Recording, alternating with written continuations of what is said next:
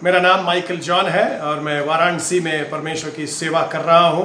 परमेश्वर का धन्यवाद देते हैं कि इस कठिन परिस्थिति में परमेश्वर ने IPHC नॉर्थ इंडिया को प्रार्थना आंदोलन के लिए बुलाया है, ताकि हम लोग अपने समस्या के लिए, जिस समस्या से ये विश्व और हमारा समाज और हमारा देश जूझ रहा, उसके लिए हम लोग प्रार्थना करें। प्रार्थना करने से पहले एक वचन मैं आपके बीच में रखना चाहता हूँ। यूहन्ना रचित सुसमाचार 20 अध्याय और उसका 19 पद में ऐसा लिखा है, उसी दिन जो सप्ताह का पहला दिन था, संध्या के समय, जब वहां के द्वार जहां चेले थे यहूदियों के डर के मारे बंद थे, तब यीशु आया और उनके बीच में खड़ा होकर उनसे कहा, तुम्हें शांति मिले।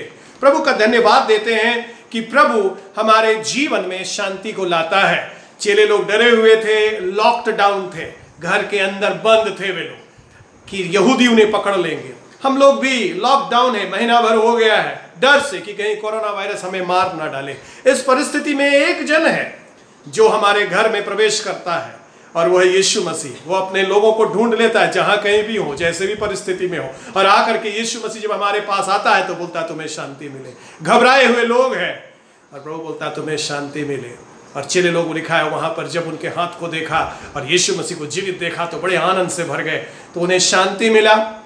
मृत्यु का भय था पर अब उन्हें शांति मिला जो यीशु मसीह दिया। उन्हें आनंद मिला, दिव्य शांति, दिव्य आनंद लेकर यीशु मसीह उनके पास आए और उनको एक आशा दे दी। तब से यीशु मसीह एक बहुत महत्वपूर्ण बात उनसे कहते हैं, जो जी उठने के बाद पहला संदेश यीशु मसीह ने दिया, और वो संदेश था, जैसे पिता ने मुझे भेजा है मैं तुम्हें भेज रहा हूं।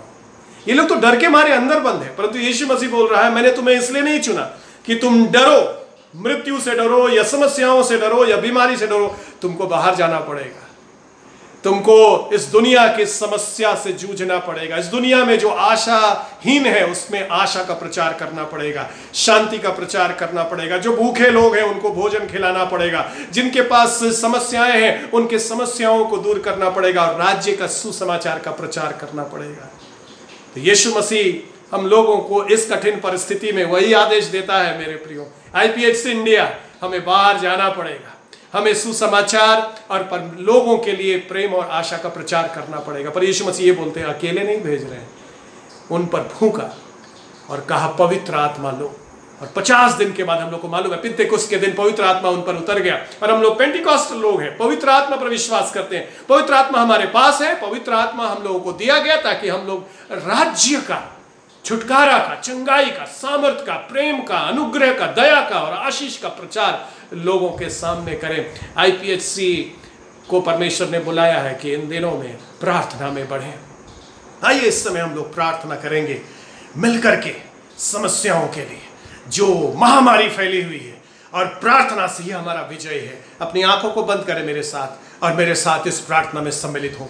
हे परमेश्वर पिता, आप ऊंचे सिंहासन पर विराजमान हैं, और परमेश्वर पिता हम आपका धन्यवाद करते हैं कि आप इस दुनिया में देह को धारण करके चले आए हमें शांति और आनंद देने के लिए। परंतु आपने हमें इसलिए नहीं चुना कि हम अंदर बंद हो जाएं, हमें इसलिए चुना कि हम पवित्र आत्मा की सामर्थ से भर करके आपके सुसमाचार का प्रचार करें प्रभु, और बहुतों के लिए आशीष का कारण हम लोग बने। प्रभु इस समय हम लोग मिलकर प्रार्थना कर रहे हैं, इस महामारी से हमारी दुनिया को बचाइए प्रभु, इस महामारी से हमारे देश को बचाइए, हमारे समाज को बचाइए प्रभु। हम प्रार्थना कर रहे हैं प्रभु, जो लोग स्वास्थ्य विभाग में कार्य कर रहे हैं उन पर तेरा अनुग्रह और आशीष हो। ओ परमेश्वर हम प्रार्थना करते हैं जितने भी लोग लोगों की सहायता पहुंचा रहे हैं उनको भी आप आशीष दे प्रभु। इस महामारी में आपका महान अनुग्रह और आशीष प्रकट होने के लिए हम प्रार्थना करते हैं। IPHC इंडिया को इस्तेमाल करिए प्रभु, ताकि बहुत ऐसे लोग जो भूखे लोग हैं उन तक पहुंच करके तेरा रोटी और इस दुनिया का भोजन देने के लिए, आशीष का हाथ बनने के लिए, आशा का स्थान बनने के लिए और प्रतिज्ञा के लोग बनने के लिए IPHC को इस्तेमाल करिए प्रभु। धन्यवाद देते यीशु मसीह के नाम से मांगते हैं, आमीन।